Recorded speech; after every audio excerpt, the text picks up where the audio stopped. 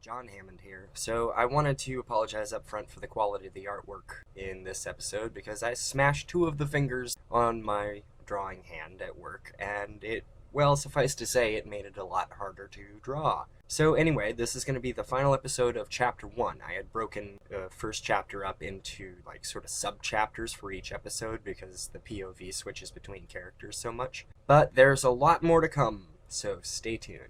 Anyway, without further ado, here we go.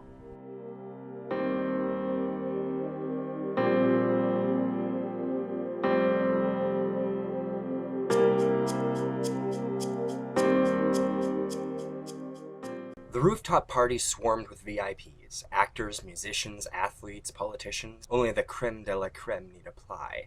The decor was posh nostalgia to the nth degree, harkening back a few decades to the glamorized pseudo-remembrance of the roaring 2080s. Senseless chatter permeated the area, intermixing with the flow and ebb of live music, if indeed it could be called that, considering the players were robots. Conversation meandered through current events, seeking high drama, each contestant attempting to out-dramatize, outmaneuver, and one-up their opponents in a conversational contest of interesting tidbits. Did you hear about the latest protest? And they actually, at this rate, shameful. Tee-hee. Their apathetic detachment smacked of a lack of empathy. They didn't really care if people were losing their jobs. They didn't care about social unrest or the threat of climate change and famine. These things didn't actually touch their lives, except in an extremely peripheral way. The entertainers had their own idea of entertainment. And why should they care about people they would never meet? Those people were beneath them, barely human, contemptible, worthless. They were above such concerns, and thus made sport of the plight of their fellow man. Robo-servers in black tuxes catered this extravagant event, fulfilling the VIP's every whim. Indeed, they were accustomed to such treatment, entitled as they were. Most of them were surgically altered or genetically augmented, and thought of themselves as a better kind of human. Many of them didn't even have to work, and preferred to send one of their bots in their stead. Even some actors in the throng preferred this method, utilizing a bot with a good holoprojection system and literally phoning in their performance from a perf mocap booth in their home. But all of this only served to further isolate them in an increasingly small echo chamber, sequestering them from the real world. The writer sat back for a moment and thought, this is boring. He wasn't the least bit interested in what the VIPs were talking about. The story wasn't there. It was with the people, the ones affected by the issues. He decided to look in on the preacher and see what he had to say.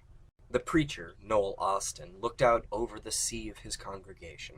That throng of devoted faces filled the auditorium all the way to the highest tiers. They came to him in droves because he gave them the one thing they thought they could get nowhere else: truth. Or truth as they saw it, which was the same thing as far as they were concerned. When it came right down to it, he was just saying out loud what many of them had been thinking in the privacy of their own minds. They loved him because he told it like it was, from their perspective, and pulled no punches.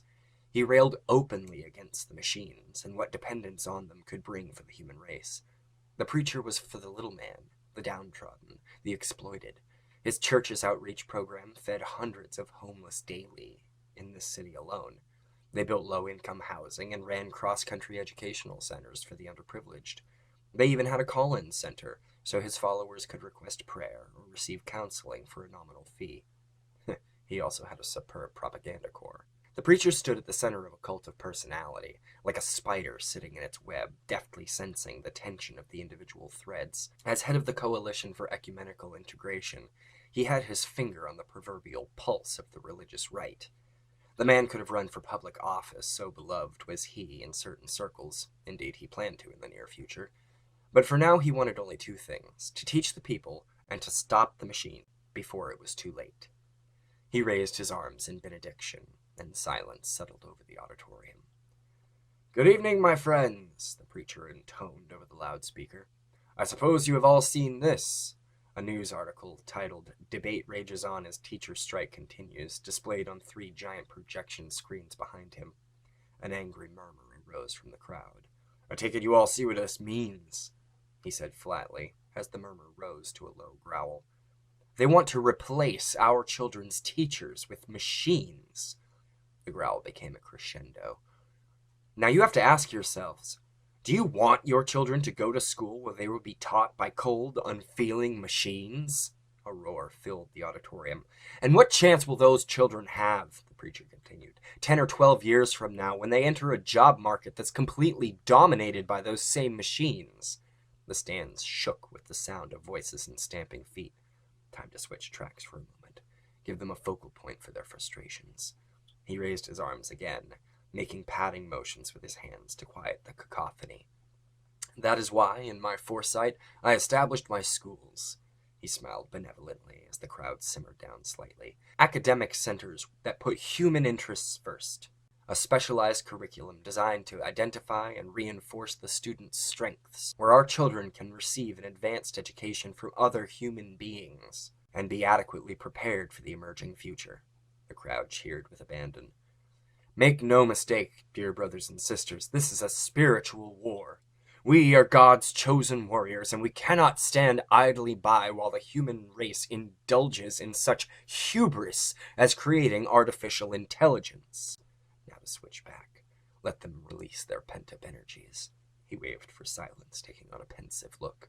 He shook his head. Have you heard? He asked rhetorically, redirecting their attention. The new autonomous models have something called a positronic brain. The crowd held its collective breath. Is nothing sacred? Is there nothing they cannot profane? They've already tried to replicate the human mind. What's next? Will they now attempt to counterfeit the human soul? Creation is an act of God. Nay, it is God's exclusive domain. They meddle in matters beyond human comprehension and invoke God's wrath in so doing. Need I remind any of you of the Tower of Babel? The Lord does not take kindly to encroachment upon his domain, and the human race invites their own destruction by playing God so callously. The stands erupted into shouts and cheers. The preacher smiled, reveling in his own power. Now let them have their fun. Violence would erupt in the city in the wake of his performance. Some of his congregation might even take it upon themselves to take action against any robots they happened to cross in the streets. His hands were clean. He could always insist that he himself didn't incite this violence, that the congregation had acted of their own accord. Between recordings of this event and his own social stature, he had sufficient plausible deniability to disavow any responsibility for the ensuing chaos. Even this served his greater purpose. The writer smiled to himself. That's more like it. The preacher always has something interesting to say. The writer was glad he had abandoned the VIP party tangent. They just didn't fit with the story he wanted to tell. In all honesty, he wasn't entirely sure where the story was going. He had little idea as to the plot, and merely based his narrative on events going on around him. He wanted the stories to highlight different aspects of the problems facing his society. A veritable crisis was on their hands. The robots were effectively replacing large portions of the workforce, causing a cascade effect of collateral damage. The writer read back over what he had written so far. More a collection of vignettes than an actual story, but it was a damn good start. It had everything. A damsel in distress, a charming rogue, an aging, outdated hero, a family in crisis, even a religious zealot. He thought the inclusion of himself standing in for a Greek chorus was a clever touch, even if it shattered the fourth wall. At long last, his peculiar talent for sensing his surroundings was being put to constructive use. An odd assortment of characters, to be sure. It would be interesting to see how their paths would cross, their stories intertwine. He still had several characters he wanted to introduce, but the writer was tired. He felt this had been a sufficient introduction to his strange epic. He turned off his light, setting his computer on sleep mode and retiring to bed for the night. But the world didn't cease turning when he stopped typing. Events continued to unfold as he slept. He would see it all in his dreams. Leaving flowers on your grave show that I still care. Black roses